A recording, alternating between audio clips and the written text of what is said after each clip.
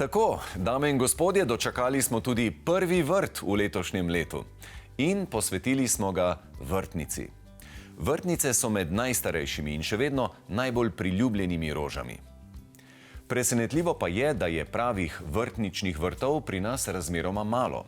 V rozariju imajo vrtnice glavno vlogo, preostale okrasne rastline so le spremljevalke. Enega takih rožnikov smo našli na slovenski obali. Vrt z vrtnicami je po svoji zamisli ustvarila cvetličarka Diana Avdić. Rožni grmi so jo očarali pred približno 15 leti in na vrtu se jih je v tem času nabralo okoli 200. Kot diplomirana agronomka je znala izbrati primerne rastline za družbo vrtnic in oblikovati rahlo divji vrt, poln presenečenj.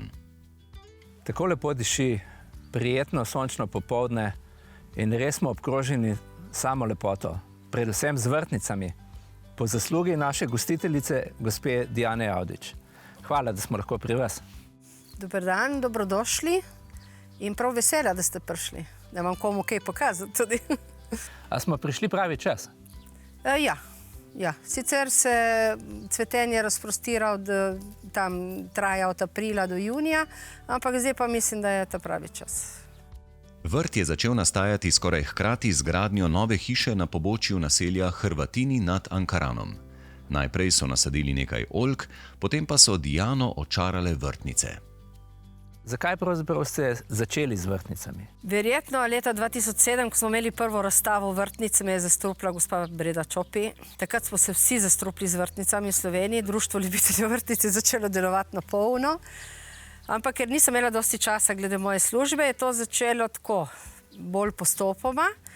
Tako da komaj leta 2011-2012 sem posadila prvih 60 vrtnic. To izgleda veliko, sliši se veliko. Videlo se pa ni nič. Ne moremo si predstavljati, koliko truda je morala družina vložiti, da lahko danes občudujemo tako bujen in pester vrt. Diani sta namreč pomagala tako mož kot sin. Zemlja je bila obupna. Sam kamen, še zdaj na severni in vzhodni strani hiše je ogromno kamna in če hočem kaj posaditi, moram narediti veliko luknjo, dati dosti humusne zemlje, da se prime, da pol štarta rastlina. Zemljišče ni majhno, saj v celoti meri okoli 1800 kvadratnih metrov. Od tega je vrta slabih 10 arov. Večina vrta je obrnjena proti jugu, del pa proti severu. Tam je burja včasih močnejša od vrtnic in vzpenjave vrtnice potegne z opor. Diana vodi svojo cvetličarno, zato ves prosti čas posveti urejanju in negi vrta. Nimate samo vrtnic, ne? Tako kot izkušena vrtnarica ste seveda vedeli, da jih je treba dopolniti ali z trajnicami ali z grmovnicami. Kako ste tukaj razmišljali? Jaz sem pol ugotovila, prvo so bile res večinoma vrtnice, sem pol ugotovila, da vrtnice, ko nehajo cveteti, nekako so manjkale stvari. Manjkale so stvari tudi po zimi, ker rada vidim, glede na to tudi, da smo na Primorskem, da je skozi nekaj zelenega.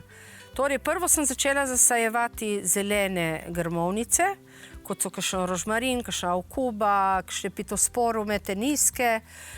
Mlečki so mi zelo všeč, sem jih dodajala. Takoj za oljkami so bile sivke, pa so bile vrtnice in potem sem začela to dodajati veliko začimb tudi, teh aromatičnih rastlin, tudi origano, majaron, vsega se najde tle notri.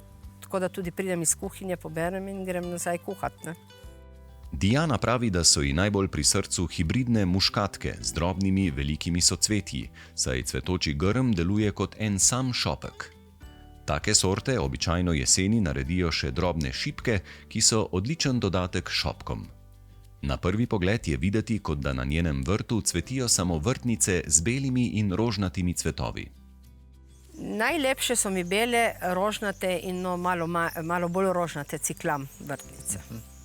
Rdeča je težka barva in nekako mi ni, ampak sem morala vseeno, ker povprečju, kolikor vam jaz izkušen, moškim so večinoma rdeče všeč. Ja. In je moj mož rekel, en določen dan, ko sem posadila že 100 vrtnic, a ni nobena rdeče. No, pa sem posadila pol eno rdečo pred kuhinjsko okno, tako ko bo kuhal, tako da vidi tudi rdečo. Kaj pravzaprav vas vodi, ko se odločate, katere vrtnice ste kupovali, glede na to, da se jih ne več? No, to je zelo pomembno. Zakaj? Zato, ker nočem špricati, nočem, da imajo rjo, nočem, da imajo pepelaste plesni in nočem, da so občutljive, ne vem, ali na sonce, ali na burjo, ali na, ne vem, senčnato ali sončnato lego. Sem si vzela eno poletje čas, sem vzela eno debelo knjigo, enciklopedijo vrtnic in sem si izbirala. No, v glavnem, jaz sem šla pol po tej knjigi, ko sem zbrala par galskih, par damaščank, par portlandk, oziroma ena portlandka je 2 bourbonki, ena čentifolija. Sem pol šla gledati te vrtnice, kira mi je bila všeč. Sem pogledala odpornost, rja, plesen, lega in sem kljukala. Če je bilo vse to Odkljukano? odkljukano, je bilo v redu. Če pa ne, pa nisem je kupila. Pa tudi, če je bila ne vem kako lepa. Tukaj med nama je en lep šopek, svež, sem prepričan, nabran danes. Pa mogoče eno besedo, kako vi kot cvetličarka vidite svoj vrt. A to kaj vpliva na to, kaj je na vrtu in kako je na vrtu? Ker ste le izkušena pri urejanju cvetja. Ja, jaz sem poskušala uskladiti lepoto z uporabo.